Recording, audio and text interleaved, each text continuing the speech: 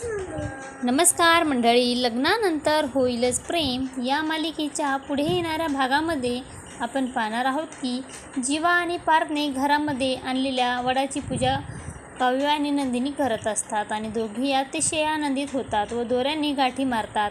आणि त्याच वेळेस आपण पाहतो रम्या ही वसुंधराला बोलते, नंदिनी आणि काव्या तुम्हाला काय गाठी बांधायच्या आहेत ते बांधा. आता बघा तुमच्या जीवनातले कुठले कुठले दोरे तुटतात ते. त्यानंतर आपण पाहतो सर्वांच्या समोर वसुंधरा बोलते, तुम्हाला आमच्या नंदिनी सुनबाईवर खूपच विश्वास आहे ना.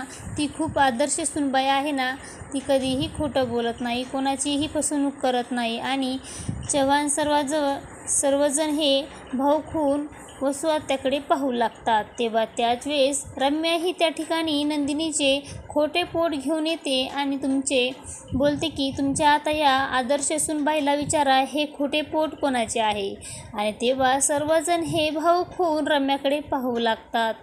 तर नंदिनी ही अतिशय घाबरते आणि आपण पाहतो मानिनी व बाबाला तर खूपच मोठा धक्का बसतो. आता पुढे येणाऱ्या भागामध्ये नंदिनी ही आई होणार नाही हे सत्य घरामध्ये समजल्यानंतर बाबा व मानिनी काय निर्णय घेणार हे पाहणे अतिशय रंजक ठरणार आहे. लग्नानंतर होईलच प्रेम या मालिकेचे सर्व अपडेट पाहण्यासाठी आपल्या चॅनलला लाईक करा, शेअर करा आणि सबस्क्राईब करायला विसरू नका. धन्यवाद.